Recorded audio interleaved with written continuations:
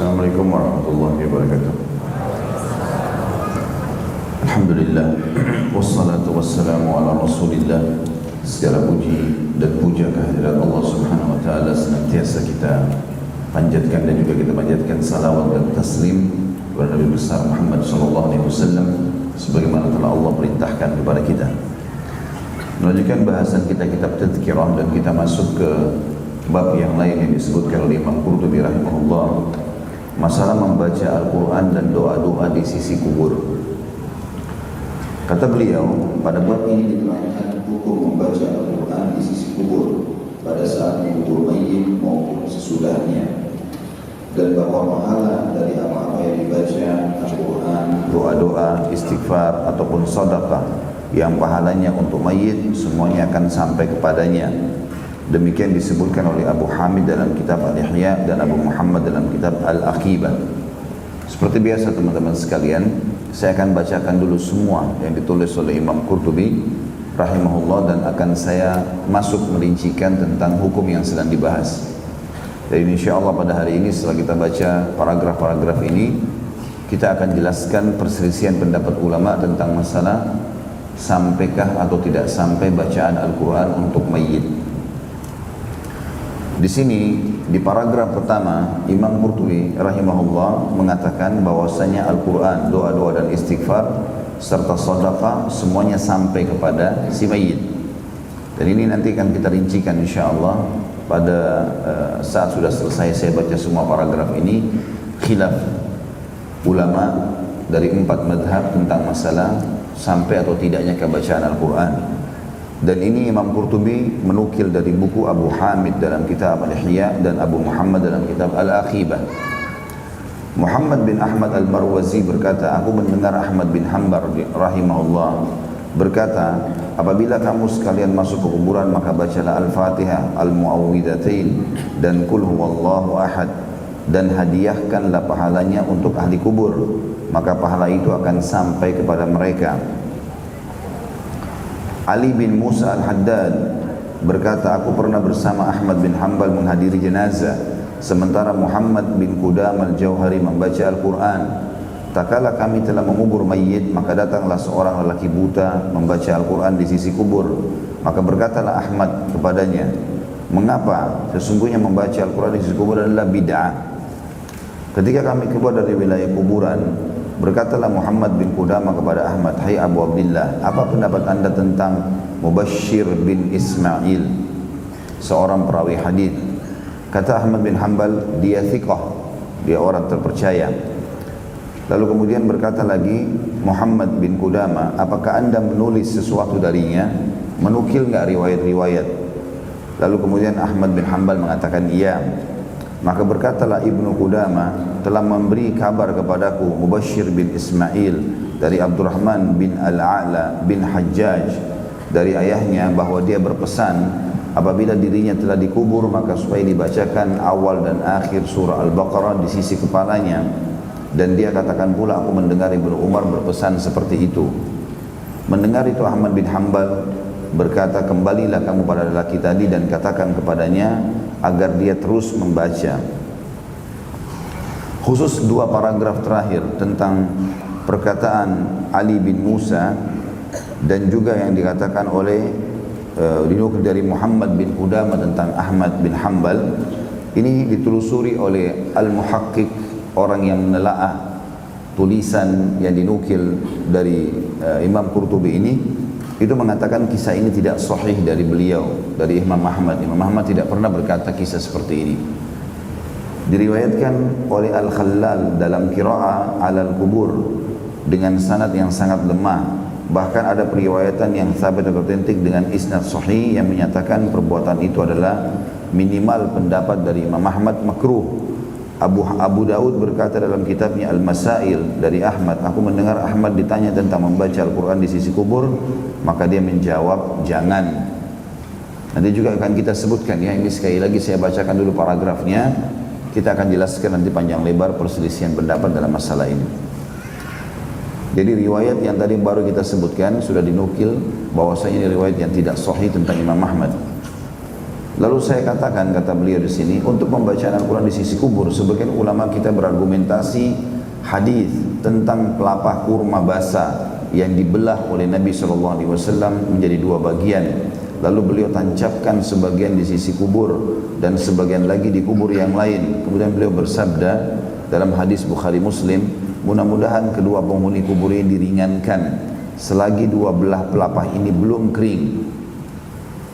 Dan ini riwayat tentu ditanggapi juga oleh para ulama hadis. Mereka mengatakan bahwasanya ini mukjizat Nabi Muhammad alaihi salatu wassalam.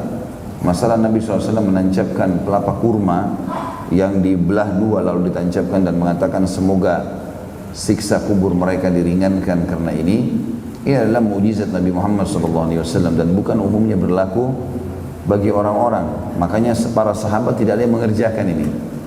Tidak pernah ada sahabat satupun yang melakukan mengambil pelepah kurma lalu kemudian ditancapkan di kubur-kubur dan berkata seperti yang dikatakan oleh Nabi SAW, karena mereka faham ini mukjizat yang telah Allah berikan khusus kepada Nabi Muhammad SAW untuk penghuni kuburan yang sedang ditancapkan pelepah kurma. Dan juga para ulama mengatakan tidak semua kuburan Nabi SAW melakukan ini, hanya kuburan ini saja. Banyak kuburan yang lain yang Nabi SAW hadiri, tapi beliau tidak menancapkan pelepah kurma untuk menunjukkan kalau itu adalah mukjizat khusus untuk beliau alaihi salatu wassalam. Sedangkan dalam Musnad Abu Dawud At-Tayalisi dinyatakan, lalu beliau meletakkan pada salah satu kubur itu sebagian dan pada kubur yang satu lagi sebagian yang lain. Seraya bersabda, sungguhnya kedua penghuni kubur ini diringankan selama dua belah pelepah ini masih basah. Dan ini tentu disebutkan dalam Musnad Abu Dawud di nomor 2646. Para ulama berkata, dari hadis ini bisa disimpulkan betapa besar manfaat menanam pohon dan membaca Al-Quran di sisi kubur. Dan kalau para penghuni kubur itu diringankan siksanya karena adanya pohon-pohon, maka apalagi dengan membaca Al-Quran oleh seorang mukmin. Dan di sini tentu ada footnote di situ. Kalau teman-teman yang pegang buku ada footnote nomor 4 di bawah. Penelaah atau pentahqiq mengatakan ahli kubur bukan diringankan siksanya karena pohon itu, tetapi karena syafaat Nabi Muhammad SAW, sebagaimana dinyatakan dalam Sahih Muslim dari Jabir radhiyallahu anhu secara marfu', maka aku sangat berharap dengan syafaatku keduanya akan ditolak dari siksa selagi kedua dahan ini masih basah. Jadi selama basahnya pohon itu maka atau masa berlakunya syafaat, bukan perbuatan pohon itu sendiri. Ini disebutkan dalam Sahih Muslim. Ini perlu digarisbawahi riwayat Imam Muslim dalam syarah Sahih Muslim ini, karena banyak orang salah faham. Bahkan ditarik tentang menancapkan pelepah kurma ini dengan bolehnya menaburkan bunga di kuburan. Padahal belum pernah sama sekali ada riwayat yang menjelaskan Nabi SAW menaburkan bunga. Di zaman itu banyak bunga, banyak sekali bunga, tetapi tidak ditaburkan oleh Nabi SAW, terutama di kuburan para syuhada, syuhada Uhud, syuhada Badr. Tidak ada riwayat satupun dikatakan ditaburkan bunga. Tapi ada orang menarik riwayat ini, riwayat tentang pelepah kurma yang sahih ini, kalau ini boleh menaburkan bunga. Padahal sebenarnya riwayat ini tentang mukjizat Nabi Muhammad alaihissalam. Makanya dalam riwayat ini tadi di footnote kita di nomor 4, di footnote nomor 4 ini disebutkan dalam Sahih Muslim hadis dari Jabir radhiyallahu anhu yang bunyinya, kata Nabi SAW, maka aku sangat berharap dengan syafaatku, pertolonganku, mohon kepada Allah, keduanya penghuni kubur ini akan ditolak dari siksa selagi kedua dahan ini masih basah. Jadi khusus untuk Nabi alaihissalam. Makanya dalam memahami riwayat harus digabungkan semua riwayat ini. Sebagaimana nanti akan kita tutup materi kita dengan, saya akan bacakan pendapat 4 ulama dalam masalah sampainya baca Quran atau tidak bagi mayit itu sendiri. Namun kita baca dulu apa yang ditulis oleh Imam Qurtubi, karena beliau cenderung dengan salah satu pendapat itu nantinya. Ya, sebagaimana akan kita jelaskan. As-Silafi, kata beliau, telah mengeluarkan sebuah hadis dari Ali bin Abi Thalib radhiyallahu anhu.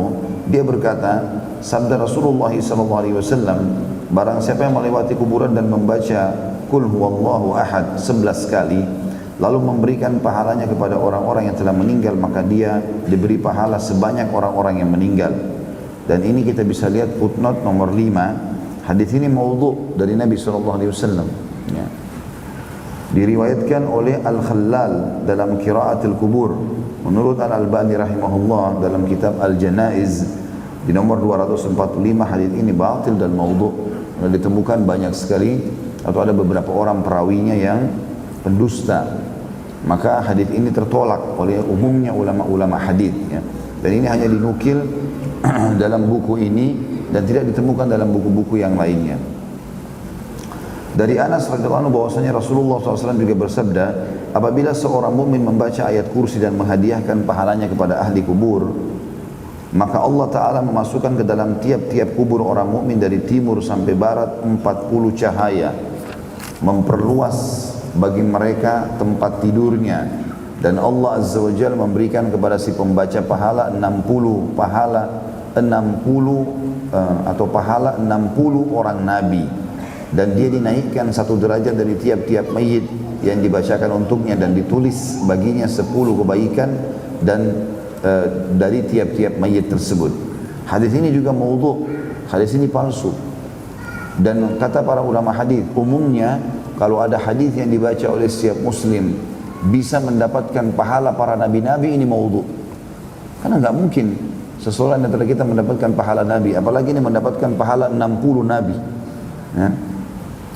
Tapi sebagaimana saya jelaskan di awal, Imam Qurtubi rahimahullah bukan ahli hadis dan beliau menukil apa yang beliau dengarkan. Makanya penelaah yang datang atau pentahqiq yang datang di zaman kita sekarang ini sangat membantu kita untuk meluruskan dan memahami apa yang sedang dinukil dalam buku seperti yang sedang kita bedah ini. Al-Hasan berkata, rahimahullah, Hasan Basri, barang siapa masuki penguburan dan mengucapkan Allahumma rabbal ajsadil baliyah wal idhamin nakhirah kharajat minad dunya wa hiya bika mu'minah fa adkhil 'alaiha ruhan minka wa salaman minni. Ya Allah, Tuhannya jasad-jasad yang telah hancur dan tulang belulang yang rapuh, mereka telah keluar dari dunia dalam keadaan beriman kepadamu, maka masukkanlah kepada mereka rahmat darimu dan salam dariku. Maka Allah mencatat kebaikan sejumlah ahli kubur tersebut. Ini juga dinukil perkataan Hasan, tapi tidak disebutkan dari mana referensinya, ya. Kalau masalah kita mendoakan si mayit, ini ma'thur, ini sangat dianjurkan. Doakan apa saja, doakan kebaikan, diampuni dosanya, dimaafkan kesalahannya, ditinggikan derajatnya, diluaskan kuburannya. Banyak riwayat sahih menjelaskan masalah itu. Kalau masalah doa, ya. Tapi apakah nanti dia kalau mendoakan seseorang di kuburan dia akan dapat pahala semua ahli kubur? Allahu a'lam, ya. Tapi kalau dia niatkan memang dia mengucapkan doa untuk seluruh ahli kubur, masuk akal, dia akan dapat pahala karena dia mendoakan seluruh muslim yang ada di situ. Ada sebuah riwayat sahih, riwayat Imam Muslim yang berbunyi, tidak ada seorang muslim mendoakan muslim yang lain kecuali Allah akan berikan dia setiap muslim satu pahala. Sampai pernah saya sampaikan dalam ceramah saya tentang rincian hadis ini, maukah Bapak Ibu mendapatkan pahala miliaran dalam waktu hitungan menit saja? Tentu orang semuanya mau. Maka bilang Allah maghfir lil muslimina wal muslimat, ya. Ya Allah, ampunilah seluruh muslim dan muslimah. Maka berapa jumlah muslim sekarang? 3 miliar sekian dapat pahala. Karena begitu hadis sahih yang menjelaskan. Nah, kalau orang di kuburan mendoakan, ya Allah maafkanlah seluruh penghuni kubur ini, masuk akal dia akan dapat setiap muslim di situ pahalanya. Itu betul, ya. Karena dikembali kepada riwayat tadi yang sudah saya sebutkan. Dan diriwayatkan juga dari Nabi SAW, kata beliau selanjutnya, sebuah hadis dari Ibnu Abbas radhiyallahu anhuma, bahwasanya beliau bersabda, sebaik-baik manusia dan sebaik-baik orang yang berjalan di atas hamparan bumi adalah para pengajar. Setiap kali agama dirusak, maka mereka memperbaharuinya. Berilah mereka dan jangan mengupah mereka sehingga membuat mereka kesulitan. Sesungguhnya pengajar apabila dia berkata kepada anak kecil, ucapkan bismillahirrahmanirrahim, maka Allah memastikan kebebasan dari neraka bagi anak kecil itu, bagi si pengajar dan bagi kedua orang tua anak itu. Ini juga dinukil oleh Ibnu Jauzi, ya. Ibnu Jauzi, ya, Ibnu Qayyim al-Jauzi mengatakan kisah ini juga maudhu', ya. Dalam arti kata kisah ini tidak sahih dari Ibnu Abbas radhiyallahu anhuma, bahwasanya setiap guru yang mengajar kalau ajarkan kepada muridnya bismillahirrahmanirrahim, maka berarti dia akan sama anak kecil itu akan diharamkan dari neraka pengajarnya juga, begitu juga dengan kedua orang tua si anak tadi. Makanya setelah ditelusuri Ibnu Qayyim rahimahullah yang hidup tidak jauh zamannya tentu dengan Al-Qurtubi mengatakan riwayat ini tidak sahih dan ini masuk dalam al-mawdu'at. Tapi umumnya pengajar mendapatkan pahala setiap orang yang diajar, ada riwayat-riwayat sahih menjelaskan masalah itu. Sebagaimana sabda Nabi SAW dalam hadis Bukhari Muslim, siapa yang menunjukkan pada kebaikan, dia akan dapat pahala orang yang mengikutinya tanpa dikurangi sedikit pun dari pahala orang yang sedang mengerjakan itu. Kata beliau, dasar dari masalah ini adalah sedekah yang memang tidak ada perselisihan mengenainya. Maka sebagaimana pahala sedekah itu sampai kepada mayit, demikian pula bacaan atau membaca Al-Quran, doa-doa dan istighfar, karena semuanya adalah sedekah, dengan alasan bahwa sedekah tidak terbatas pada harta. Sebagaimana jawaban Nabi SAW ketika ditanya tentang mengqasar solat dalam keadaan aman, maka beliau menjawab, sadaqatun tasaddaqallahu biha alaikum faqbalu sadaqatah. Itulah sedekah yang diberikan Allah kepada kalian, maka terimalah sedekahnya. Hadis ini sahih riwayat Imam Muslim di nomor 686. Khusus ini Imam Qurtubi rahimahullah menguatkan pendapat yang beliau pegang, bahwasanya bacaan Al-Quran sampai kepada mayit. Dan sekali lagi insya Allah nanti di closing acara kita ini saya akan sebutkan 4 madhab perselisihan pendapat di antara mereka. Dan tentu setiap orang harus menghormati pendapat kalau memang ijtihad. Masalah ijtihadiyah ini karena dinukil atau diambil daripada dalil-dalil. Tapi sebagai penuntut ilmu kita punya hak untuk memilih mana yang paling kuat dalilnya, sehingga betul-betul ibadah kita dipastikan diterima oleh Sang Pencipta Allah Subhanahu wa taala. Juga sabda Nabi SAW, tiap-tiap ruas tulang siapapun dari kalian di waktu pagi wajib disedekahi.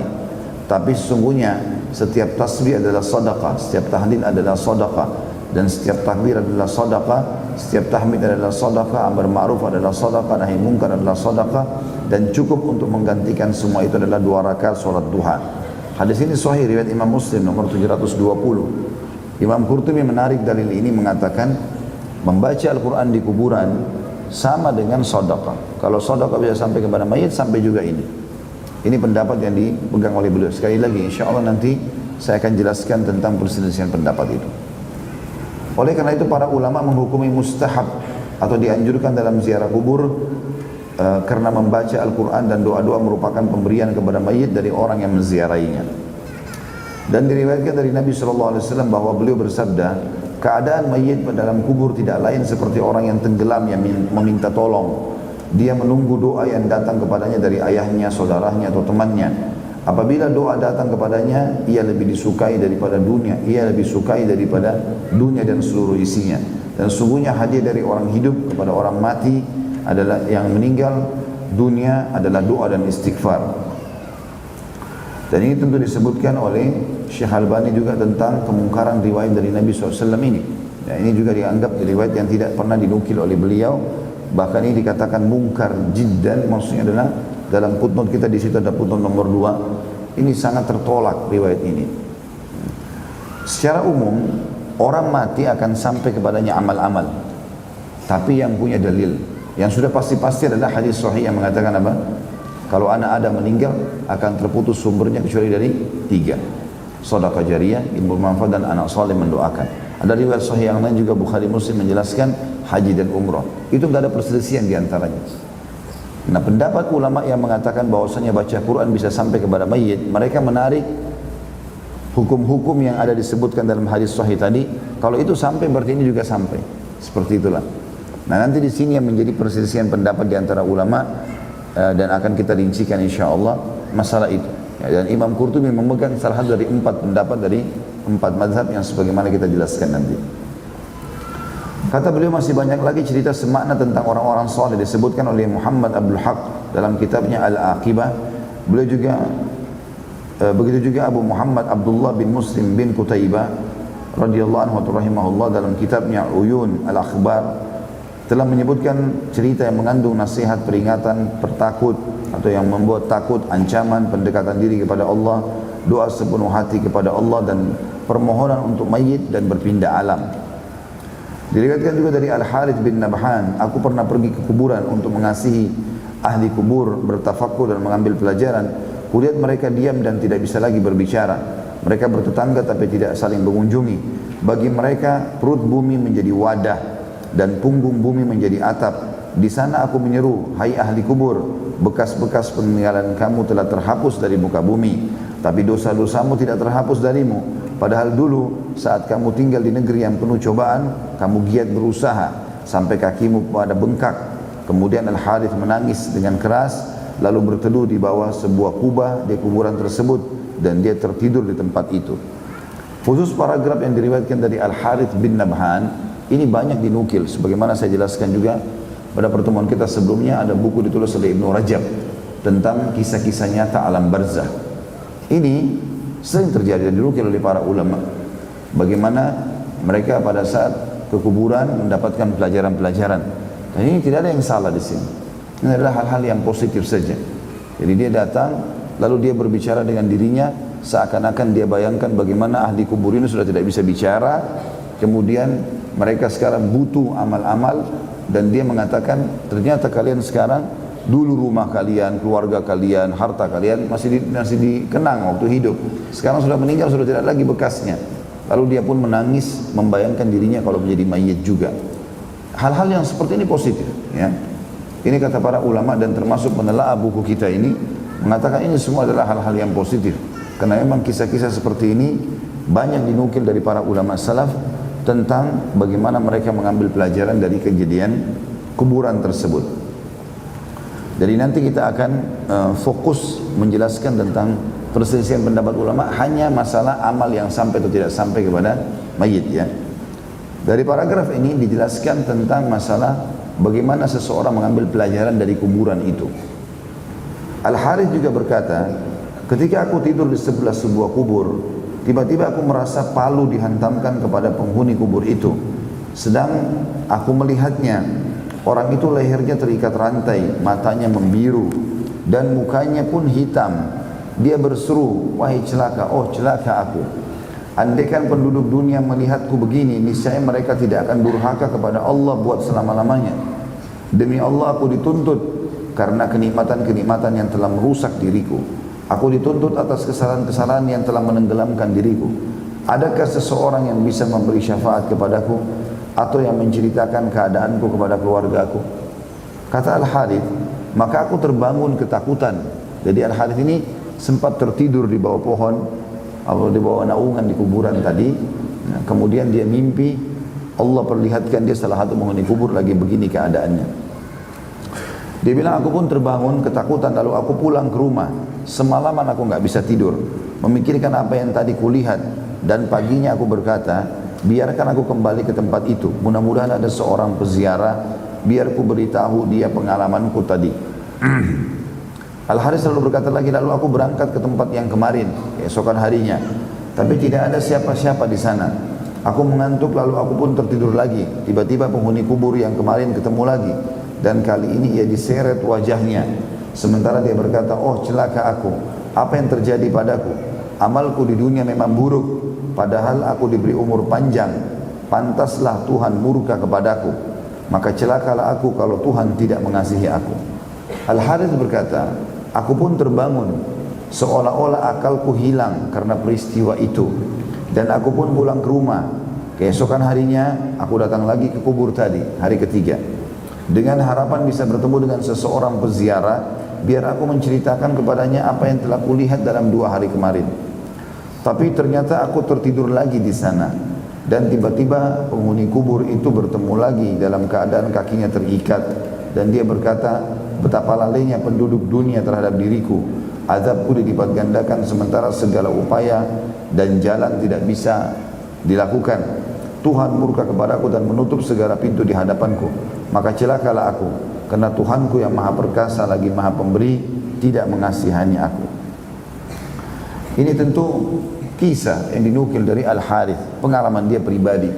Dan sudah saya katakan tadi, kalau Ibnu Rajab rahimahullah mengatakan kisah-kisah seperti ini ternyata selama memang bukan dia mengarang-arangnya, memang dia merasakan pengalaman pribadi, apalagi bukan melihat dengan mata kepala. Dia bilang dia tertidur, ini bisa terjadi semua.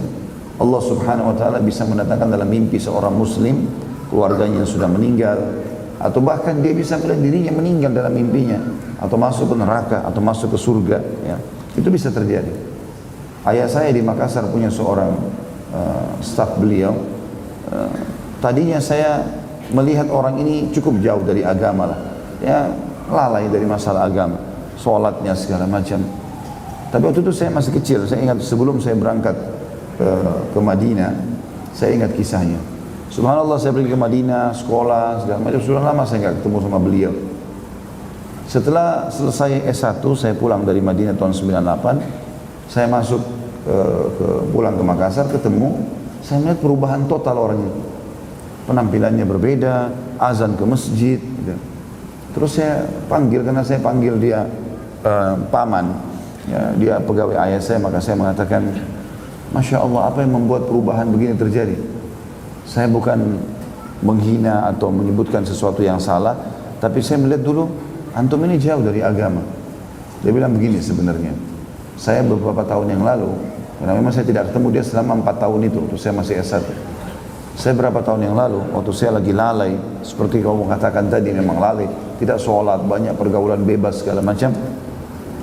Dia bilang, saya kemudian mimpi masuk ke neraka. Terus saya bilang, bagaimana ceritanya? Dia bilang, saya lihat sendiri. Saya masuk, tangan saya dibelenggu, kemudian saya dibawa oleh 2 orang pakai baju putih, tapi saya nggak bisa lihat siapa orang itu. Kemudian saya jalan dan saya dilihatkan segala macam siksaan. Ada orang lagi teriak di sana, yang lagi dipukul di sini, yang lagi segala macam. Dan saya merasa ada kekuatan, ada sesuatu yang berpengaruh pada jiwa saya dengan siksaan itu. Saya terganggu betul dan sangat ketakutan dan sangat luas tempat itu.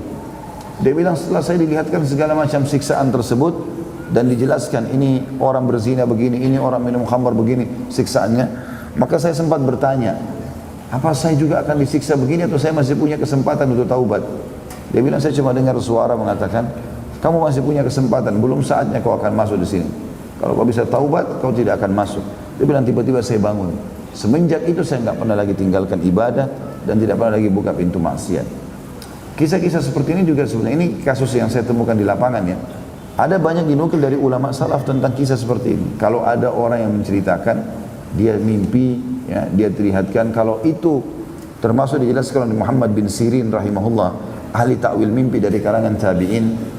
Kalau itu dinukil dari seseorang yang bisa dipercaya dan dia bukan mendatangkan sesuatu yang bertolak belakang dengan wahyu, misal dia bilang saya bertemu dengan Allah misal, maka itu tidak mungkin terjadi. Para nabi-nabi yang ketemu sama Allah SWT itu pun tidak semuanya, ya, kebanyakan melalui Jibril alaihissalam.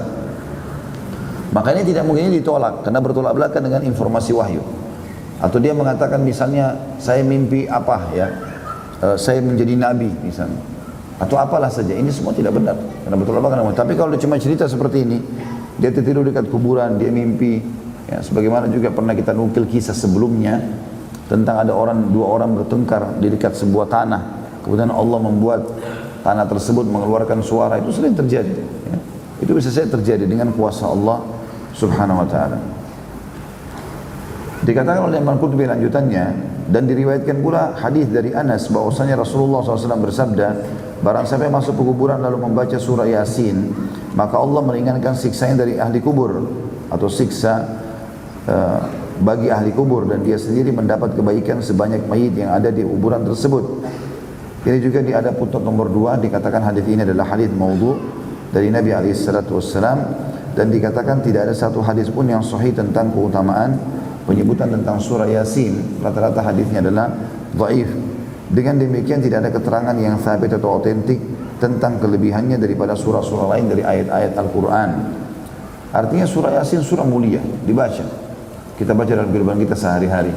Tapi kalau dihubungkan dengan kuburannya, maka ini hadis ini dinukil oleh para ulama hadis tentunya, dan bisa dilihat pun di situ ya, dinukil dalam silsilah hadis dhaif di nomor 1246 dengan keterangannya kalau hadis ini lemah, ya. Selanjutnya riwayat lain dari Abdullah bin Umar bin Khattab radhiyallahu anhu ajma'in, bahwa dia berpesan supaya dibacakan di sisi kuburnya surah Al-Baqarah, ya. Hadis ini disebutkan oleh Al-Khallal dalam Al-Qiraat Indal Kubur, tapi ini tidak ada sanad hadisnya, dan disebutkan hanya oleh satu orang ini Al-Khallal.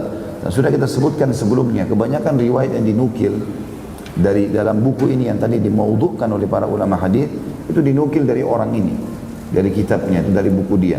Rasulullah bersabda, tapi tidak dijelaskan ini sahih atau tidak. Dan setelah ditelaah hadis ini ternyata hadis maudhu', ya, hadis yang tidak benar dari Nabi alaihi salatu wassalam. Sebagian ulama ada yang mengatakan riwayat ini dhaif, lemah. Dan ada sebagian di antara mereka mengatakan Ibnu Umar, ya, membaca atau mewasiatkan untuk membaca ini. Dan ini nanti akan kita sebutkan insyaallah dalam perselisihan pendapat 4 mazhab masalah sampainya bacaan atau tidak untuk si mayit. Lalu beliau mengatakan juga, dan tentang dibolehkannya membaca Al-Quran di sisi kubur telah diriwayatkan dari Al-Ala bin Abdurrahman. Sementara itu An-Nasai dan lainnya menyebutkan sebuah hadis dari Ma'qil bin Yasar Al-Madani dari Nabi SAW. Beliau bersabda bahwasanya bacalah surah Yasin di sisi mayit kalian. Dan ini juga hadis yang dilemahkan oleh para ulama tentunya. Dan ini kalau dikatakan hadis maudhu atau hadis lemah ada bedanya ya. Kalau dikatakan hadis maudhu tertolak, nah dia palsu. Tapi kalau dikatakan hadis dhaif, maka itu masih dilihat lagi kedhaifannya kenapa dan apakah bertolak belakang dengan hadis sahih atau tidak untuk diamalkan. Makanya ada orang yang mengamalkan hadis ini, dan ini tidak bisa kita spontanitas langsung menyalahkan begitu saja ya. Sebagaimana akan saya sebutkan nanti pendapat-pendapat ulama dalam masalah itu. Kata beliau, ini ada kemungkinan bahwa yang dimaksud adalah membacanya di sisi mayit pada saat dia meninggal atau di sisi kuburnya. Abu Muhammad Abdul Haq berkata, telah menceritakan kepadaku Abdul Walid Ismail bin Ahmad yang dikenal dengan nama Ibnu Afran. Dia dan ayahnya dikenal soleh. Dia berkata, ayahku rahimahullah meninggal dunia, maka berceritalah kepadaku salah seorang saudaranya yang bisa dipercaya perkataannya. Dia berkata, aku telah berziarah ke kubur ayahmu, maka aku mendapatkan atau aku membacakan satu hizib dari Al-Quran. Lalu aku berkata, hai fulan, aku telah menghadiahkan bacaan ini untukmu, maka apa yang aku dapat? Kata orang itu, maka terciumlah olehku bau minyak kasturi semerbak meliputi diriku yang telah bersamaku sesaat, dan aku pun pulang, tapi bau harum itu masih tetap mengikutiku. Ia baru berpisah dariku setelah aku menempuh setengah perjalanan. Abu Muhammad lalu berkata, dan aku juga pernah melihat seseorang yang bisa dipercaya. Dia berkata, salah seorang istriku meninggal dunia, maka pada satu malam aku membaca beberapa ayat Al-Quran, lalu aku hadiahkan untuknya. Sesudah itu aku berdoa kepada Allah Azza wa Jalla memohonkan ampun untuknya selain permintaan lainnya. Maka pada hari berikutnya ada seorang wanita yang mengenal istriku berkata kepadaku, tadi malam aku bermimpi bertemu dengan fulan atau istrimu. Dia ada dalam ruangan yang indah di rumah yang indah pula. Dia mengeluarkan beberapa talam dari bawah dipan di rumahnya. Nampan itu dipenuhi botol-botol kaca. Dia berkata kepadaku, ini adalah hadiah yang dikirimkan kepadaku oleh ahli rumahku di dunia.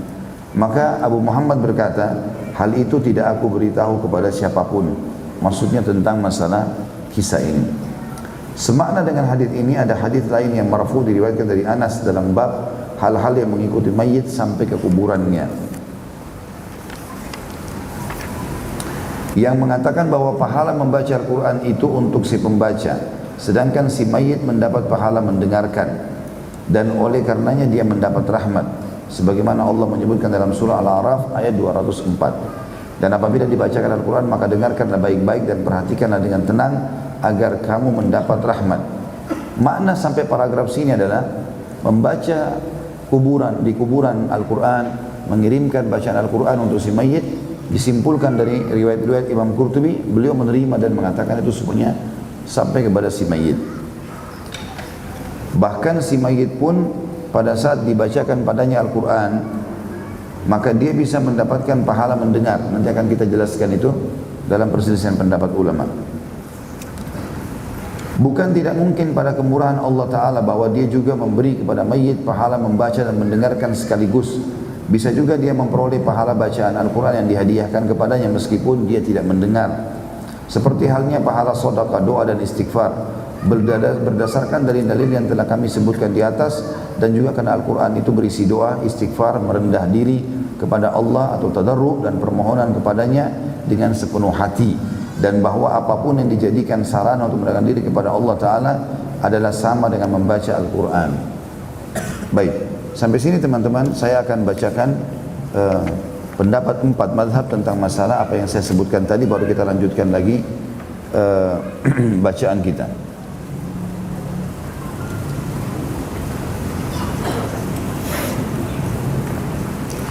Ulama merincikan tentang perselisihan pendapat dalam masalah ini menjadi beberapa poin. Yang pertama, mereka menyebutkan ibadah itu dibagi menjadi 3. Ibadah itu dibagi menjadi 3. Yang pertama, ada ibadah murni badaniyah namanya. Murni dengan fisik kita. Seperti sholat, puasa, zikir, azan, membaca Al-Quran. Ini berarti dengan fisik. Yang kedua, ibadah murni maliyah. Artinya menggunakan harta. Seperti zakat, infak, sedekah. Dan yang ketiga, gabungan keduanya. Ibadah badaniyah maliyah. Badan, fisik dan harta.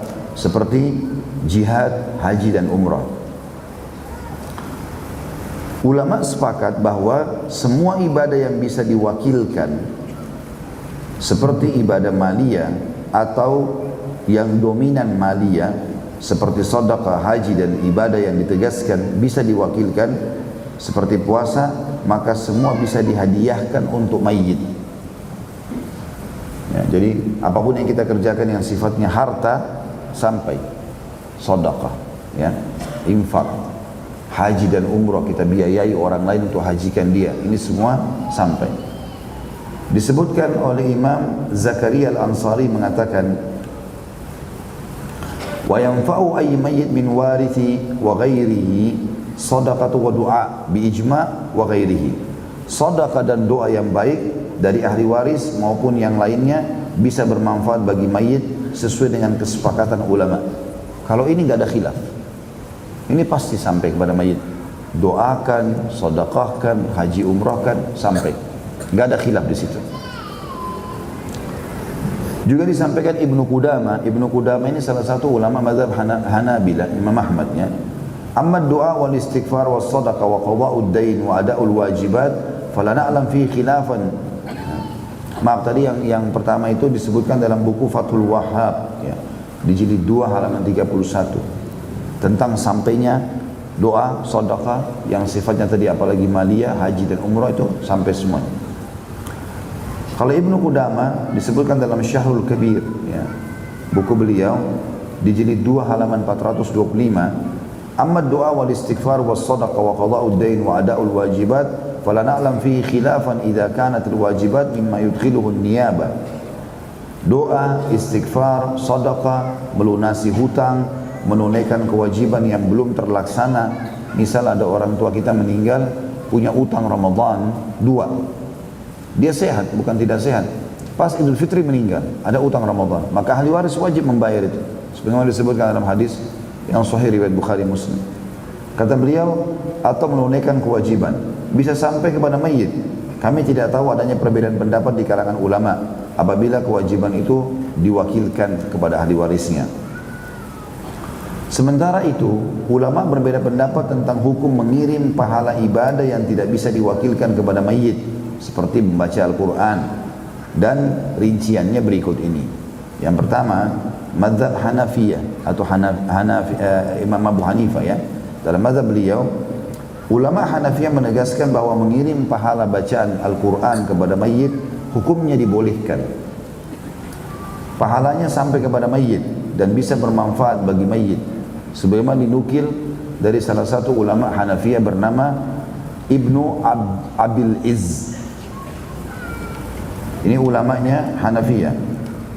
Ini disebutkan dalam kitab Syarh Aqidah Tahawiyah di jilid 1 halaman 300. Syarah Aqidah Tahawiyah di jilid 1 halaman 300 yang bunyinya begini, inna thawaba haqqul amil fa idza wahabahu li akhihi al-muslim lam yamna' min dhalik kama lam yamna' min hibati malihi lahu fi hayati wa ibra'ihi lahu minhu ba'da wafati wa qad nabba'a asy-syari' bi usuli thawab as-shawm ala usuli thawab al-qira'ati wa nahwiha min al-ibadatil badaniyah. Sungguhnya pahala adalah hak orang yang beramal. Ketika dia hibahkan pahala itu kepada saudaranya sama muslim, jadi tidak masalah. Sebagaimana dia boleh menghibahkan hartanya kepada orang lain ketika masih hidup, atau membebaskan tanggungan temannya muslim yang telah meninggal. Syariat telah menjelaskan pahala puasa bisa sampai kepada mayit, yang itu mengisyaratkan sampainya pula bacaan Al-Quran atau ibadah badaniyah lainnya.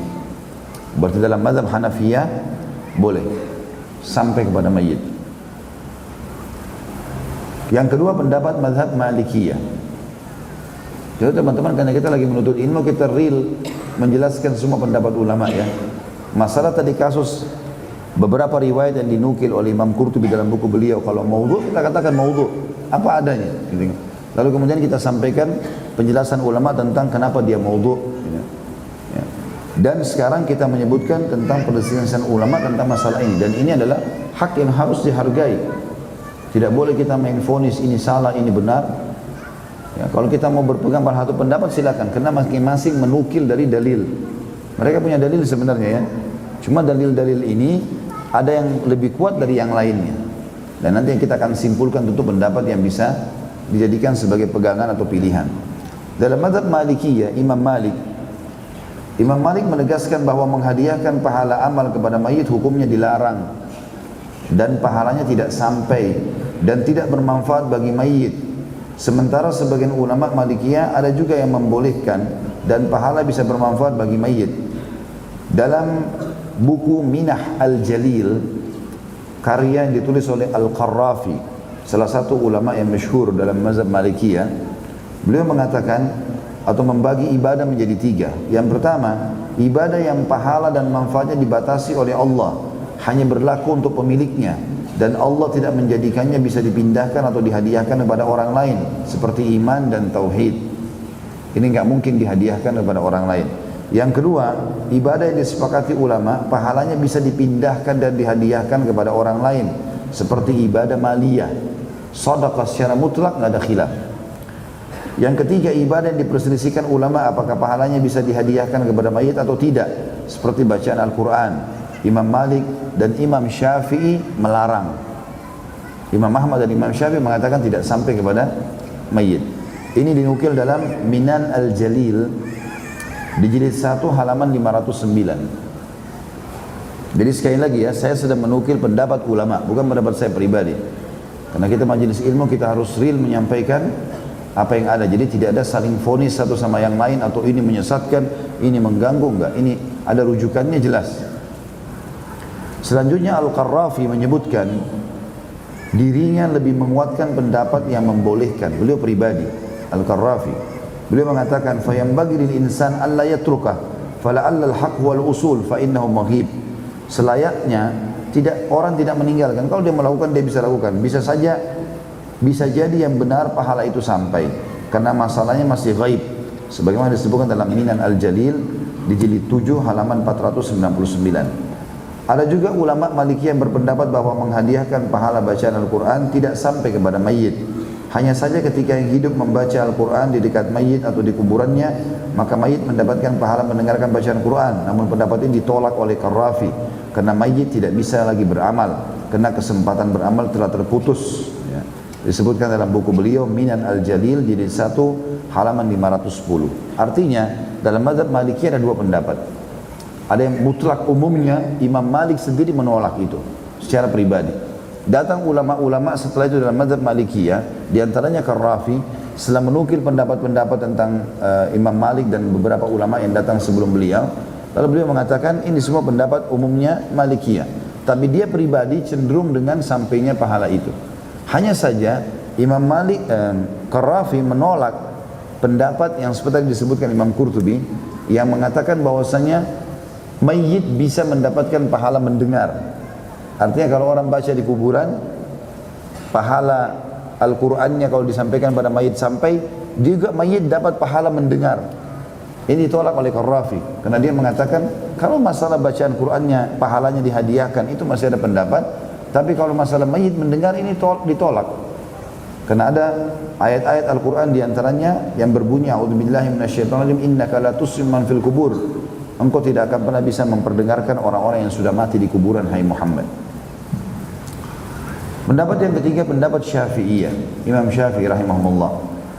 Pendapat yang masyhur dari Imam Syafi'i bahwa beliau melarang menghadiahkan bacaan Quran kepada mayit dan itu tidak sampai. Sebagaimana Imam Nawawi rahimahullah menyebutkan dalam syarah Sahih Muslim di jilid 1 halaman 90. Wa amma qiraatul Quran fal masyhur min madhhab Syafi'i annahu la yasil thawabuha ila al-mayyit wa qala ba'du ashabi yasil thawabuhu ila al-mayyit. Untuk bacaan Quran, pendapat yang masyhur dalam mazhab Syafi'i atau Imam Syafi'i, secara pribadi Imam Syafi'i rahimahullah, bahwa itu tidak sampai pahalanya kepada mayit. Sementara sebagian ulama Syafi'i mengatakan pahalanya sampai kepada mayit, tapi bukan Imam Syafi'inya. Imam Syafi'i sendiri mengatakan tidak sampai. Datang ulama-ulama setelahnya yang mengatakan sampai. Sebagaimana tadi Imam Malik mengatakan tidak sampai. Tapi Al-Qarrafi yang datang setelahnya mengatakan dia cenderung dengan pendapat bahwasanya itu sampai. Salah satu ulama Syafi'iyah yang sangat tegas menyatakan bahwa itu tidak sampai adalah Al-Hafidh Ibnu Katsir rahimahullah, yang memiliki tafsir Ibnu Katsir masyhur. Beliau bermadhab Syafi'iyah dan beliau mengatakan di dalam buku tafsir beliau yang sudah masyhur, tafsir Quranul Azim, ya, di jilid 7 halaman 465. Kata Ibnu Katsir rahimahullah,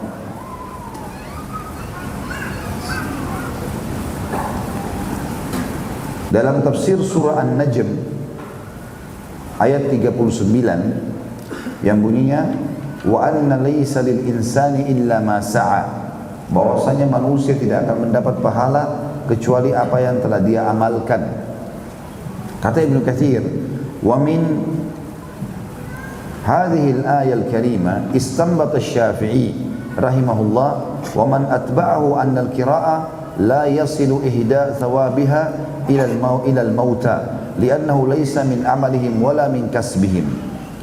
Kata Imam Ibnu Katsir bahwasanya dari ayat ini An-Najm tadi, An-Najm ayat 39, Imam Syafi'i rahimahullah dan ulama yang mengikuti beliau menyimpulkan bahwa menghadiahkan bacaan Al-Quran tidak akan sampai kepada mayit karena itu bukan bagian dari amal mayit maupun hasil kerjanya sendiri. Selanjutnya Ibnu Katsir menyebutkan beberapa dalil dan alasan yang mendukung pendapat beliau yang beliau pegang dari Imam Syafi'i rahimahumullah. Pendapat yang keempat adalah pendapat Hambali atau Imam Ahmad. Dalam mazhab Hambali ada dua pendapat. Sebagian ulama Hambali membolehkan dan sebagian lagi melarangnya, sebagaimana yang terjadi pada mazhab Malikiyah. Ada tiga pendapat mazhab atau ada tiga pendapat dalam mazhab Hanabila ini atau dalam Imam Ahmad. Yang pertama, boleh menghadiahkan pahala bacaan Al-Quran kepada mayit dan itu bisa bermanfaat bagi mayit. Ini pendapat yang masyhur dari Imam Ahmad. Yang kedua, tidak boleh menghadiahkan pahala bacaan Al-Quran kepada mayit, meskipun jika ada orang yang mengirim pahala itu bisa sampai dan bermanfaat bagi mayit. Al-Buyuti menyebutkan ini pendapat mayoritas Hambali. Artinya pendapat yang kedua tidak sampai. Dan ini kata Al-Buyuti dalam buku beliau bahwasanya dalam Kashfu Al-Qana'ah, Kashful Qana' di jilid 2 halaman 147, dia katakan dalam mazhab Hanabila justru umumnya dan termasuk Imam Ahmad sendiri mengatakan tidak sampai. Yang ketiga, pahala tetap menjadi milik pembaca yang hidup, hanya saja rahmat bisa sampai kepada mayit. Al-Buyuti mengatakan, wa qala al-aktharu la yasilu ila al-mayyit thawabul qira'ati wa in dzalika la fa'ili atau li fa'ili wa inna dzalika li fa'ili. Mayoritas Hambali mengatakan seperti Syafi'iyah dan Malikiyah bahwasanya bacaan Al-Quran tidak sampai kepada mayit dan ini milik orang-orang yang beramal saja. Sementara Ibnu Qudamah dalam mazhab Hambali, salah satu ulama Hanabila mengatakan wa ayyu qurbatin fa'alaha wa ja'ala thawaban lil mayyit al-muslim nafa'ahu dzalik. Ibadah apapun yang dikerjakan dan pahalanya dihadiahkan untuk mayit yang muslim, maka dia bisa mendapatkan manfaatnya. Ini pendapat Ibnu Qudamah secara pribadi, ya, yang beliau berpegang pada mazhab Hanabila. Ya. Disebutkan dalam Asy-Syarhul Kabir di jilid 2 halaman 425. Ibnu Qudamah juga menyebutkan pendapat ketiga dari mazhab Hanabila, wa qala ba'dhum inna qira'atul Qur'an indal mayyit aw uhdiya ilaihi thawabu kana thawab liqari'ihi wa yakunu al-mayyit ka'annahu hadiruha wa turja lahu rahmah. Ada juga sebagian ulama Hanabila yang mengatakan jika seseorang membaca Al-Quran di dekat mayit atau menghadiahkan pahala untuknya, maka pahala tetap menjadi milik yang membaca saja. Sementara posisi mayit seperti orang yang hadir di tempat bacaan Quran sehingga dia bisa mendapatkan rahmatnya. Ini disebutkan dalam Syarhul Kabir di jilid 2 halaman 426. Dari 4 pendapat ini, kalau dikembalikan kepada induk imam-imamnya, Imam Malik, Imam Syafi'i, dengan Imam Ahmad, maka yang masyhur dari pendapat mereka mengatakan tidak sampai. Walaupun nanti ada di antara ulama-ulama mazhab ini yang datang yang membolehkan itu. Dalam mazhab Hanafiyah sampai secara mutlak. Karena itu pendapat Abu Hanifah langsung. Ya, ini pendapat-pendapat dari 4 imam mazhab. Mempertimbangkan apa yang sudah disampaikan tadi, seperti yang disampaikan oleh Qarrafi bahwa kajian masalah ini termasuk pembahasan masalah gaib. Tidak ada yang tahu sampainya pahala itu kepada mayit selain Allah, kecuali untuk amal yang ditegaskan dengan dalil bahwa itu bisa sampai kepada mayit seperti doa, permohonan ampun, sedekah, bayar utang zakat atau utang sesama manusia, haji dan puasa. Sementara bacaan Al-Quran ini tidak ada khilaf antara ulama. Sementara bacaan Quran tidak ada dalil tegas tentang itu, kata Al-Qarrafi ya. Ini bukan kata saya. Ulama yang membolehkan pengiriman pahala bacaan Al-Quran kepada mayit mengkiaskan atau cukup menganalogikan saja bacaan Quran dengan puasa dan haji, sehingga kita berharap pahala itu sampai sebagaimana pahala puasa juga bisa sampai. Sementara ulama yang beralasan bahwasanya atau melarang itu menegaskan dan membantah pendapat tadi, mengatakan itu gaib dan tidak ada dalilnya. Jika itu bisa sampai, tentu Nabi SAW dan para sahabat akan sibuk mengirim pahala bacaan Al-Quran untuk keluarga yang telah meninggal. Beberapa keluarga tercinta Nabi Muhammad SAW seperti Khadijah, Hamzah, Zainab, istri beliau pada saat meninggal sebelum Nabi SAW, putra beliau Qasim, Abdullah, Ibrahim, putri beliau Ruqayyah dan Ummu Kalthum, juga Zainab. Mereka semua meninggal sebelum wafatnya Nabi Muhammad SAW. Namun tidak ditemukan satu riwayat pun beliau menghadiahkan pahala Al-Quran untuk mereka. Artinya, kalau disimpulkan dari ini semua adalah memang ini adalah masalah ijtihadiyah. Orang berijtihad. Tapi kalau kembali kepada dalil-dalil yang sahih, maka tidak ditemukan pernah ada satu riwayat pun yang Nabi SAW menyampaikan bahwasanya ini akan sampai kepada mereka, bacalah ini dan bacalah itu. Dan ada hadis yang tadi sudah disebutkan oleh Imam Qurtubi tapi dilemahkan atau dimaudhu'kan oleh ulama-ulama hadis. Dan ini adalah masalah ijtihadiyah fiqhiyah. Artinya orang ulama-ulama ini berusaha untuk mencari. Karena selama ada dalil walaupun masih umum, biasanya ulama menariknya sebagai sebuah hukum. Gitu kan? Seperti misalnya umumnya ada amal-amal saleh yang bisa sampai kepada mayit. Nah, orang-orang yang mengatakan bolehnya sampai bacaan Al-Quran menarik dalil itu kepada semua perbuatan amal saleh, kan gitu. Apa saja yang kita kerjakan sampai kepada mayit, seperti itulah. Ijtihadnya dari dalil umum tadi yang ini. Ulama yang melarang mengatakan tidak, dalilnya di sini. Disebutkan amal-amal saleh tertentu, maka tidak boleh dialihkan atau ditambah amal yang lain. Kasus misalnya sedekah jariyah, ilmu bermanfaat, anak saleh yang mendoakan, haji dan umrah, ini jelas dalilnya. Kalau semua amal saleh boleh, maka kenapa Nabi SAW merincikan? Kenapa enggak sekalian kerjakan semua amal soleh buat mayit kalian misalnya? Tapi Nabi rincikan, sedekah jariyah, ilmu bermanfaat, anak soleh. Jadi disebutkan ya, per itemnya menandakan memang keterbatasan dalam masalah itu. Ya, keterbatasan dalam masalah itu. Tinggal pendapat ulama yang menanggapi masalah tadi sudah kita sebutkan khilaf antara ulama sampai atau enggak pahalanya. Ya, bacaan Quran kita baca di rumah tuh. Tinggal pendapat ulama masalah membaca di kuburannya sendiri. Apakah membaca di kuburan itu dibolehkan atau tidak? Ya.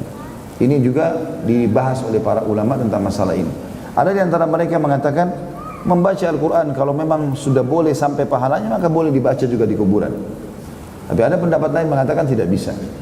Baca Al-Quran pun kalau bisa dipegangi pendapat bahwa sampai pahalanya, membaca di kuburannya ini butuh dalil khusus. Dan belum ada dinukil kalau di kuburan ada bacaan Al-Quran.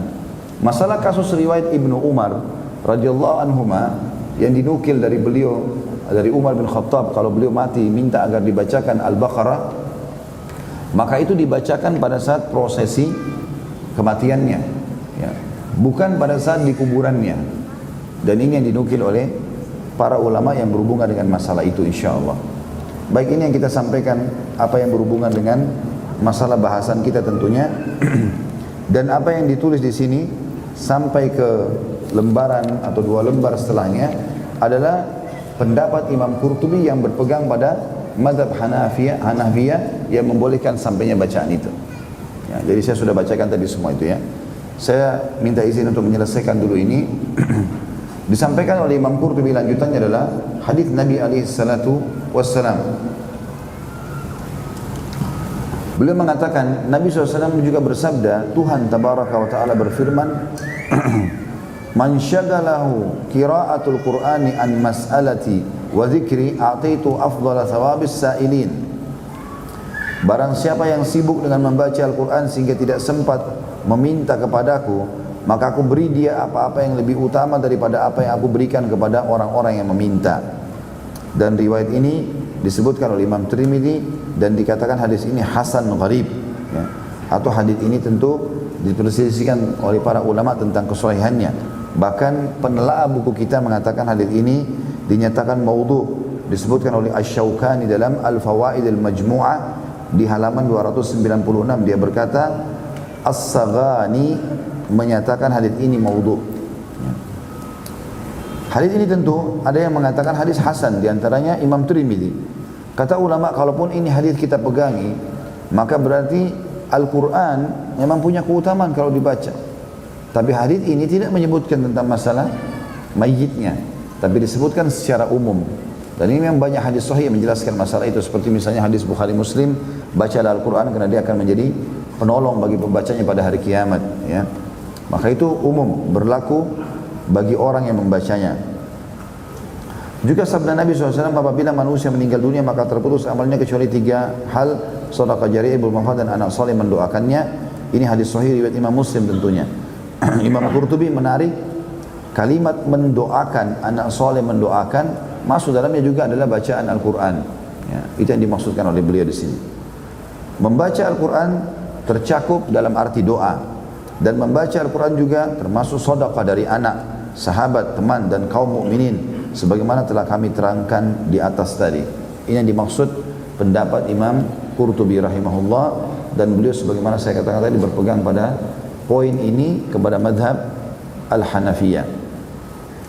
Bila ada yang berkata, bukankah Allah Ta'ala telah berfirman, wa anna laysa lil insani illa ma sa'a, dan bahwasanya seorang manusia tidak memperoleh selain apa yang telah diusahakan dalam surah An-Najm 39. Ini tadi pendapat yang disampaikan oleh ya, Imam Syafi'i rahimahullah. Imam Qurtubi coba memberikan argumentasi tentang pendapat Syafi'iyah dari yang disampaikan oleh Ibnu Katsir dalam tafsirnya tadi. Kata beliau, ini berarti bahwa amal seseorang tidak bermanfaat bagi orang lain. Bukan begitu, tanda tanya. Maka katakan kepadanya, ayat ini diperselisihkan oleh para ahli ta'wil mengenai ta'wilnya sebagai berikut. Diriwayatkan dari Ibnu Abbas radhiyallahu anhu bahwasanya ayat ini mansukh dengan firman Allah, walladzina amanu wattaba'athum dzurriyyatuhum biiman alhaqna bihim dzurriyyatahum, dalam surah At-Tur ayat 21. Bahwasanya ayat yang tadi An-Najm 39 telah terhapus dengan At-Tur ayat 21. Dan orang-orang beriman dan diikuti anak cucu mereka yang beriman, kami gabungkan cucu-cucu mereka atau anak cucu mereka dengan mereka nanti di surga. Di sini Allah Ta'ala menyatakan bahwasanya dia akan memasukkan anak kecil pada hari kiamat ke dalam timbangan ayahnya, dan Allah memberikan syafaat kepada ayah untuk anaknya dan anak untuk ayahnya. Dan ini dipertegaskan juga dalam firman Allah yang lain dalam surah An-Nisa ayat 11 tentang orang tuamu dan anak-anakmu, kamu tidak tahu siapa di antara mereka yang lebih dekat atau banyak manfaatnya bagimu. Berbeda lagi pendapat Ar-Rabi bin Anas, dia mengatakan bahwa firman-Nya dan bahwasanya setiap orang tidak memperoleh selain apa yang telah diusahakan dalam An-Najm 39. Jadi maksudnya adalah orang-orang kafir.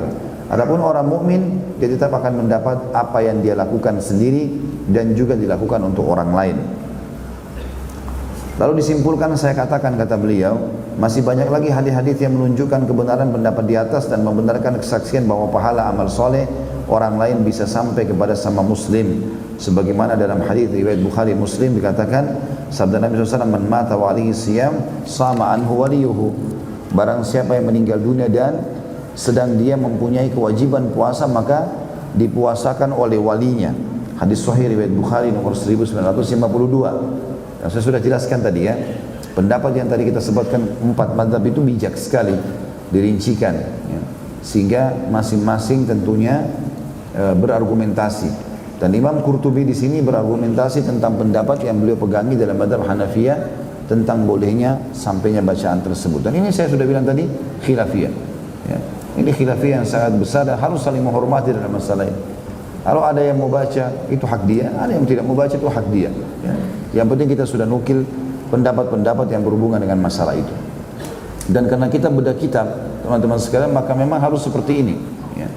Ya, kita tidak akan cenderung pada satu pendapat, tapi kita akan nukil umumnya pendapat-pendapat, dan nanti insya Allah para penuntut ilmu bisa lebih cerdas dalam memilih mana dalilnya yang lebih kuat dalam masalah seperti ini.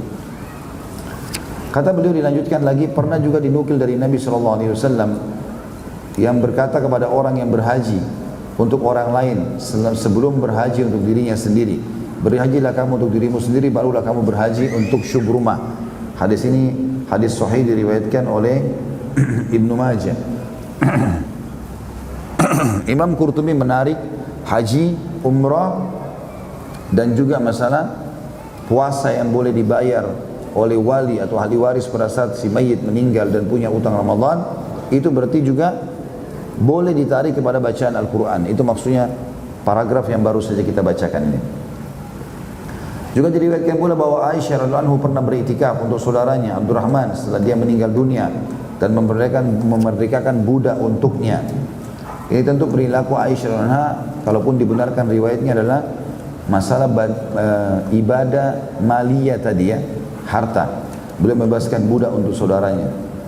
Begitu pula Sa'ad pernah bertanya kepada Nabi SAW, sesungguhnya ibuku telah meninggal, apakah aku boleh bersedekah untuknya? Maka beliau bersabda, iya. Saat bertanya pula, sedekah apakah yang paling utama? Maka kata Nabi SAW, memberi minum. Dan hadis ini tentu dihasankan oleh para ulama, yang dinukil oleh Abu Dawud di nomor 1979. Nah, ini juga masuk dalam tadi rincian maliyah ya, memberi minum, sedekah. Ini tidak ada khilaf di antara ulama tentang sampainya kepada mayit. Dalam Al-Muwatta, Muwatta kitabnya Imam Malik, ada pula diriwayatkan dari Abdullah bin Abu Bakar, dari bibinya, dari neneknya, bahwasanya dia pernah mewajibkan diri atau bernazar berjalan menuju Masjid Quba, namun ternyata dia meninggal dunia sebelum sempat melaksanakannya. Maka Abdullah bin Abbas berfatwa kepada anak perempuannya agar berjalan ke sana menggantikannya. Dan hadis ini tentu hadisnya sahih, disebutkan dalam kitab Muwatta oleh Imam Malik. Ini juga sama ini ya, kalau nazar misalnya ada orang bilang, saya kalau sembuh penyakit saya akan puasa 2 hari, atau saya akan bersedekah 1 juta rupiah misal, kalau anak saya lulus, sembuh penyakit, apalah segala macam nazar, dan terjadi seperti apa yang dia inginkan, maka nazarnya wajib dijalankan. Kalaupun dia meninggal, maka ahli warisnya wajib menjalankan itu. Ya, sebagaimana di sini riwayat ini adalah riwayat yang sahih atau hasan. Bagaimana pernah ada seseorang yang bernazar kalau dia berhasil dalam usaha atau upaya yang dia inginkan, maka dia akan jalan kaki dari rumahnya ke Masjid Quba.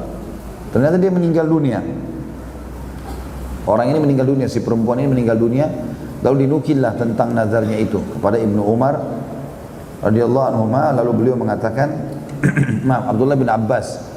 Lalu Ibnu Abbas mengatakan kepada anaknya, jalanlah kamu ke Masjid Quba sebagai pengganti ibumu.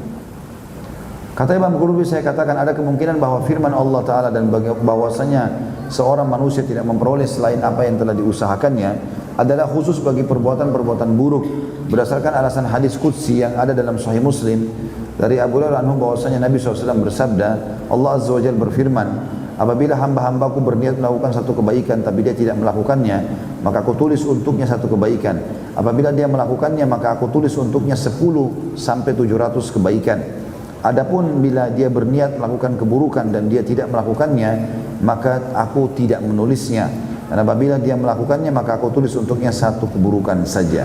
Hadis ini sahih riwayat Bukhari nomor 42. Kata Imam Qurtubi, tafsir An-Najm 39 yang dinukil oleh Imam Ibnu Katsir. Karena Ibnu Katsir sama Qurtubi sama-sama ahli tafsir. Ya, dan waktunya zamannya tidak berjauhan. Ibnu Katsir berpegang pada pendapat Syafi'i yang mengatakan tidak sampai bacaan Quran. Imam Qurtubi mengatakan dalam mazhab Hanafiyah diterima. Maka masing-masing berargumentasi, gitu kan. Imam Ibnu Katsir berpegang pada An-Najm 39, Imam Qurtubi berpegang pada dalil-dalil seperti tadi mengatakan ayat ini dimansuh atau dihapus dengan surah At-Tur atau At-Tur ayat 21. Jadi di sini paragraf-paragraf ini adalah tanggapan-tanggapan Imam Qurtubi tentang pendapat Ibnu Katsir dalam mazhab Syafi'iyah. Itu yang dimaksudkan sini.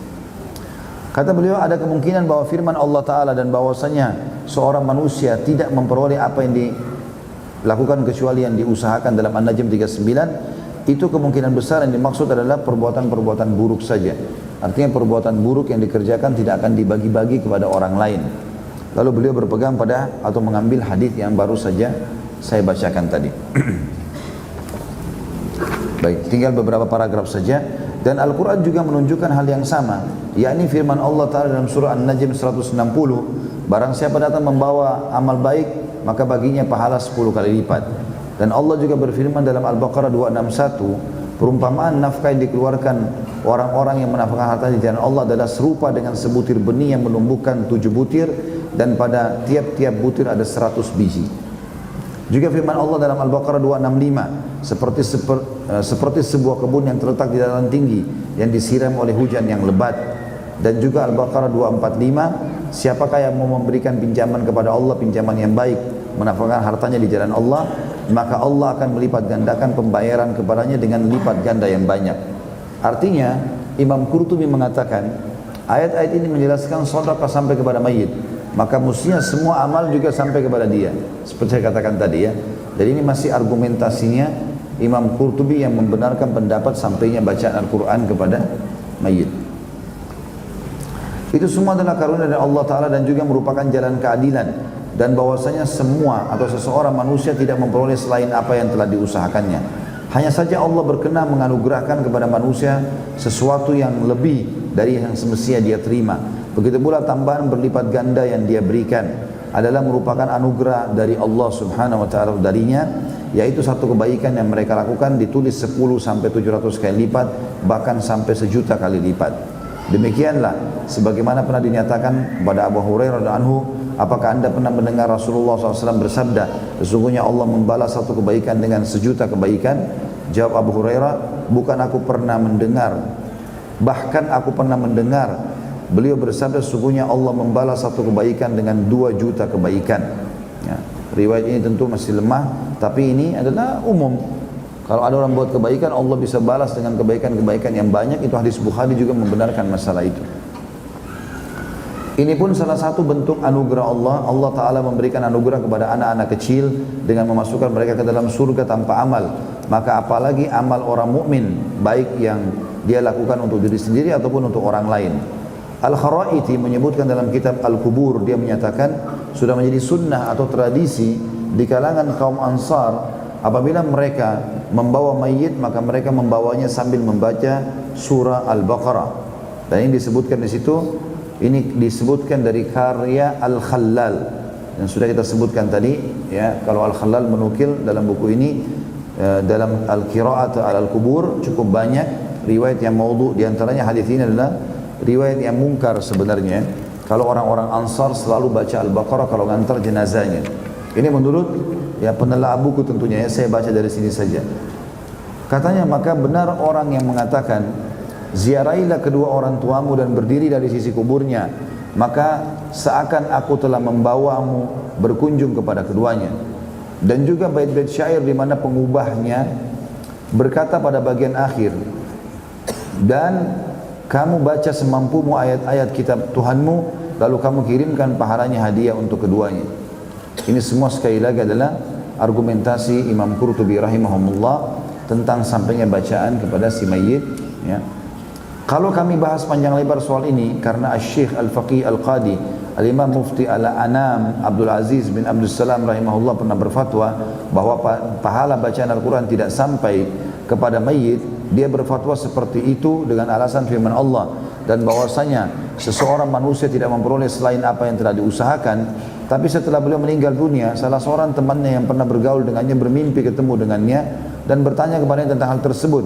Katanya, sesungguhnya anda dulu pernah mengatakan tak akan sampai kepada mayit pahala apapun yang dibaca dan dihadiahkan. Sekarang bagaimana kenyataan masalah itu? Abdul Aziz menjawab, sesungguhnya aku mengatakan itu dulu semasa di dunia, tapi sekarang aku mencabutnya setelah melihat kemurahan Allah Ta'ala dalam hal itu, dan bahwasanya semua itu ternyata sampai kepada mayit.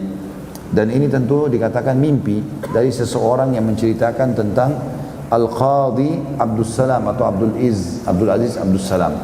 Saya simpulkan lagi kembali teman-teman sekalian, apa yang kita bahas ini adalah bahwasanya ini khilaf panjang lebar di antara para ulama.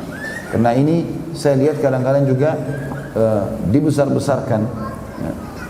Kalau ada pendapat yang mengatakan berpegang pada mazhab Syafi'iyah, Imam Syafi'i pribadi ya, karena ada dalam orang-orang yang menukil mazhab Syafi'iyah yang mengatakan di dalam mazhab Syafi'i dibolehkan. Itu pendapat orang yang datang setelahnya. Pendapat Syafi'i pribadi seperti yang ditulis oleh Ibnu Katsir rahimahullah, bahwasanya tidak sampai. Ini pendapat ulama, dan kita sudah katakan tadi dari 4 mazhab ini, 3 imam, Imam Ahmad, Imam Malik dan Imam Syafi'i ini menyatakan tidak sampai kepada mayit dengan argumentasi mereka.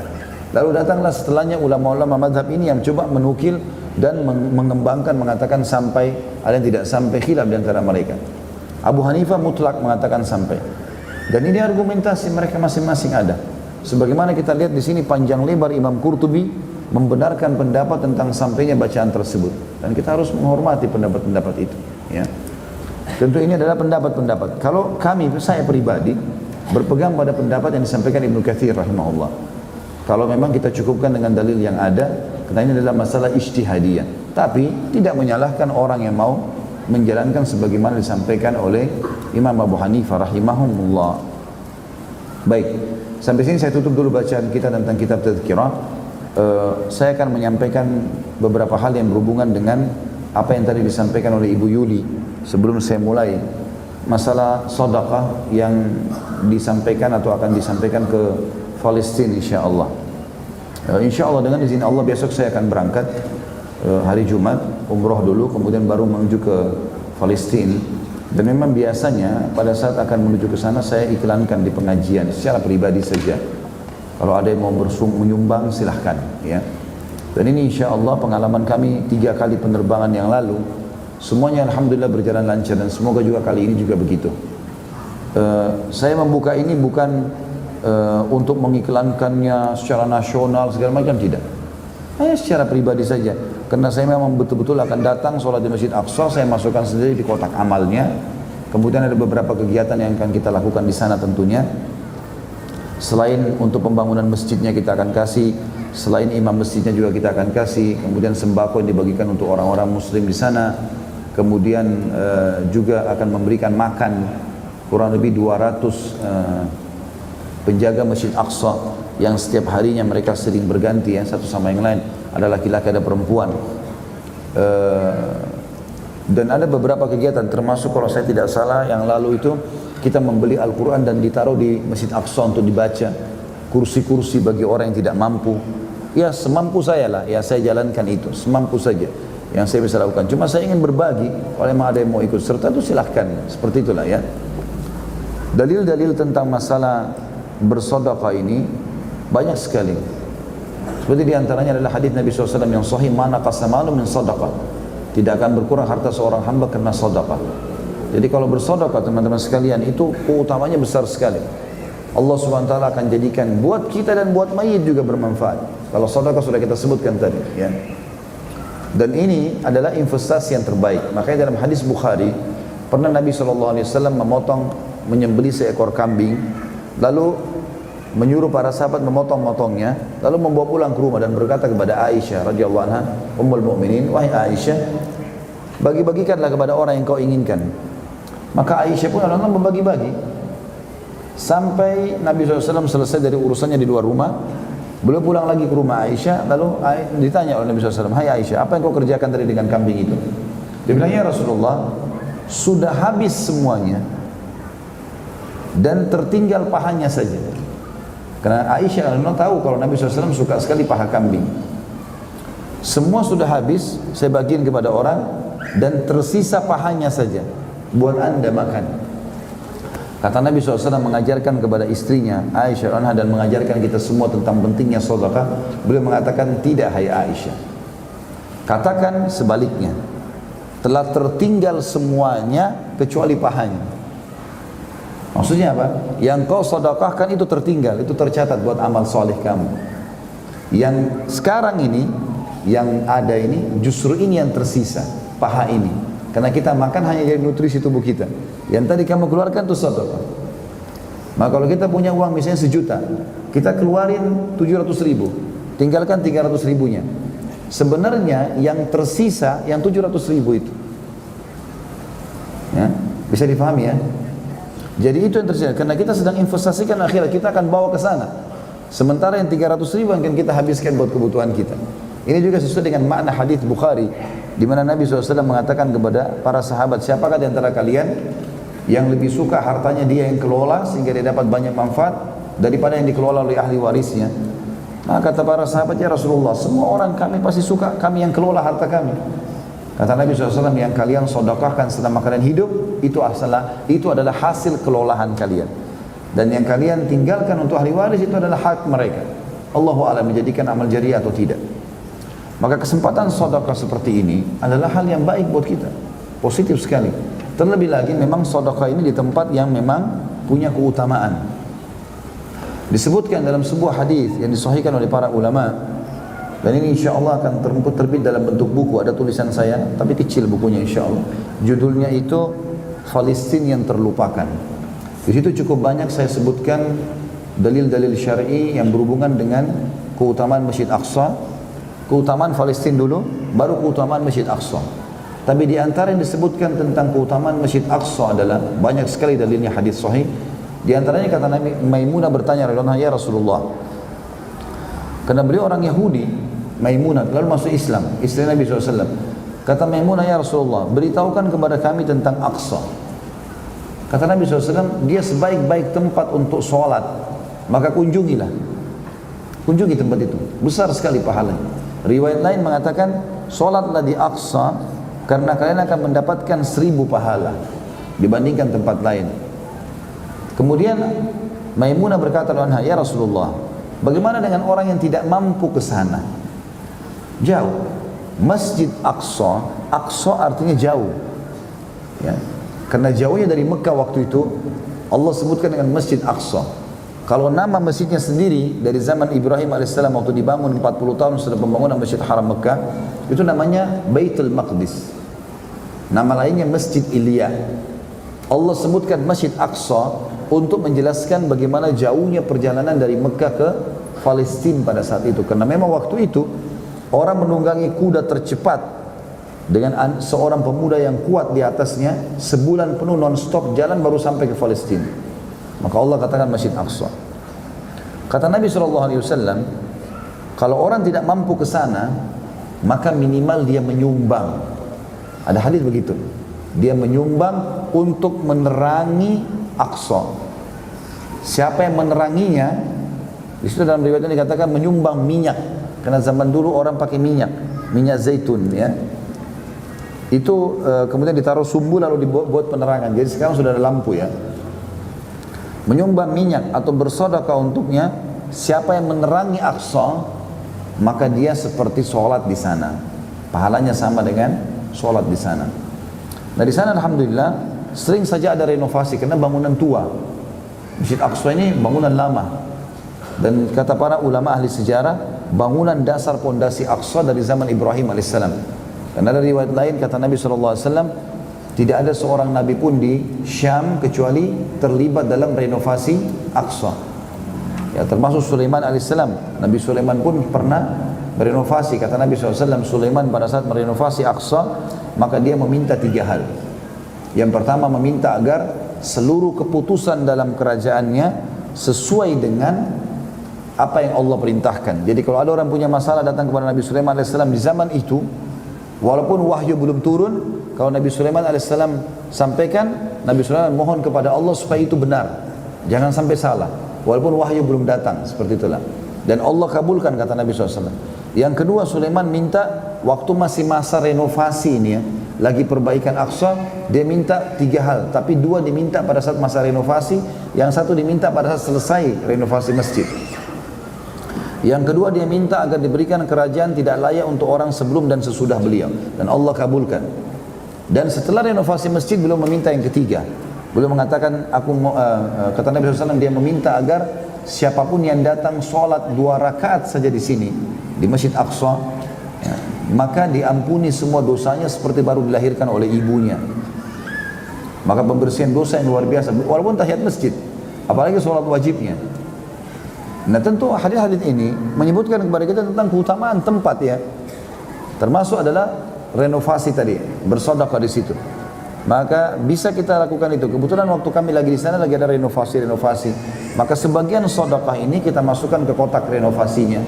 Ada juga yang kita berikan kepada, tadi saya bilang sekitar 200 penjaga Masjid Aqsa diberikan makan ya. Dan itu mereka seperti mujahid lah, karena mereka betul-betul tiap hari berjaga-jaga di situ. Masjid Aqsa itu kalau kita ibaratkan meja ini, pintu gerbangnya, ada pintu gerbang di dalam, itu dijaga oleh orang-orang Palestina. Di depan pintu gerbang dijaga oleh orang-orang Yahudi, ya, tentara Yahudi. Jadi sebenarnya mereka seperti sedang berhadapan sama musuh nih. Maka kita sedang memberi makan para mujahidin itu. Tapi ini jangan disalahfahami ya. Karena ada kemarin yang coba menelpon ke kantor, bilang, Ustadz Khalid bilang katanya uangnya mau dikasih langsung kepada mujahid. Enggak pernah saya bilang ini. Saya enggak pernah bahasakan itu ya. Jadi tidak ada, kita bukan ke daerah Gaza memberikan orang yang sedang berperang, enggak, bukan itu. Ini cuma di sekitar Masjid Aqsa saja, enggak lebih daripada itu. Kegiatannya cuma di situ. Karena kalau Gaza ini daerah yang sedang berkecamuk peperangan, itu 183 km dari Aqsa, dan kita tidak bisa masuk ke sana. Izin visa itu masuknya ke wilayah Baitul Maqdis, dan tujuan kita memang untuk datang ke sana sholat ibadah. Ya, makanya orang-orang yang datang dapat visa aman, mereka masuk. Ya, tidak ada masalah dengan, sampai hari ini masih banyak jemaah kita orang Indonesia yang masuk ke sana. Ya, jadi tidak ada hubungannya dengan masalah peperangan itu. Tapi tentu saja seorang muslim masuk ke sana membantu saudaranya muslim, membawa sumbangan, sekaligus dia niat bahwasanya dia masuk ke daerah ribat, ya, daerah yang sedang dijajah, daerah sedang jihad. Mudah-mudahan dia juga dapat pahala itu maksudnya. Jadi itu Allahu a'lam yang dimaksudkan dengan ini tentunya. Dan tentu teman-teman sekalian, tidak semua laporan ini bisa kami nukil ya. Jadi kalau yang mau menyumbang silakan, tapi minta dokumentasi saya nggak janji apa-apa. Karena kemarin juga ada yang begitu, hubungin kantor tuh, minta supaya ada dokumentasinya. Ini nggak bisa, karena kalau kita lakukan ini di Palestina, ada salah orang dai kita dari Malaysia itu hari begitu, dia bawa sumbangan, pasang spanduk, iklankan, gitu kan. Akhirnya tidak dapat visa lagi masuk. Oleh Israel dilarang masuk. Jadi akhirnya rugi, jemaahnya banyak nggak bisa masuk, sumbangan juga nggak bisa masuk lagi, hanya karena masalah itu. Kalau bapak ibu ikhlas karena Allah, nggak butuh dokumentasi kan? Ya, innamal a'malu binniyat. Untuk apa minta dokumentasi? Kalau dari awal anda mau dokumentasi, saya katakan tidak bisa dan diambil sumbangannya. Jangan dikasih ke saya, karena saya nggak bisa janji apa-apa ini. Daripada nanti mudaratnya lebih besar, kita nggak bisa lagi masuk, jadi masalah ya. Ada begitu, ada beberapa orang saya tahu, ada juga teman saya itu nggak bisa masuk, sampai ditahan 3 tahun nggak bisa masuk. Dilihat dulu keadaan dia. Apa boleh buat? Negara lagi dijajah. Di sini kita harus bisa mengatur strategi yang tepat. Yang penting kita bisa sholat, mengunjungi. Karena teman-teman Palestina sana bilang sama saya sendiri. Mereka bilang, sebenarnya kita nggak butuh sumbangan dana. Kalian datang aja ke sini, udah cukup buat kami. Support, supaya tahu. Dan itu yang tidak diinginkan oleh Yahudi. Yahudi nggak mau kita masuk ke sana. Karena masuknya kita ke sana memberikan motivasi sendiri. Mereka tuh gembira sekali sampai kami dipeluk-peluk sama orang Palestina itu, datang saja di sini sudah cukup. Gak usah buat apa-apa gitu. Ya. Jadi memang sumbangan pun ini adalah cuma sekedar tambahan. Mereka juga di sana alhamdulillah sekolah, mereka punya pekerjaan, hotel yang kita nginapi hotelnya orang Islam dan seterusnya lah. Ya. Jadi insya Allah ada manfaat-manfaat yang bisa didapatkan. Dan sedekah seperti ini atau sedekah yang lain, jangan pernah berpikir manfaatnya buat kami. Enggak, manfaatnya buat Bapak Ibu sebenarnya. Saya bisa saja tidak iklankan ini, saya jalan, saya bawa sendiri sedekah saya, selesai. Kan itu. Jadi jangan berpikir ada manfaat buat saya atau buat kantor, enggak ada sama sekali. Ini manfaat buat Bapak Ibu sendiri. Menyumbang keuntungan buat Bapak Ibu sendiri. tidak menyumbang nggak ada masalah, bebas saja. Tapi ini kebetulan karena insya Allah kaki kami akan langsung masuk ke Masjid Aqsa, maka kita akan bawa itu. Allahu a'lam. Allahu a'lam. Baik, begitu saja, mudah-mudahan bermanfaat insya Allah. Kalau ada benar dari Allah, kalau salah dari saya, subhanakallahumma bihamdika, asyhadu an la ilaha illa anta astaghfiruka wa atubu ilaik. Wassalamualaikum warahmatullahi wabarakatuh.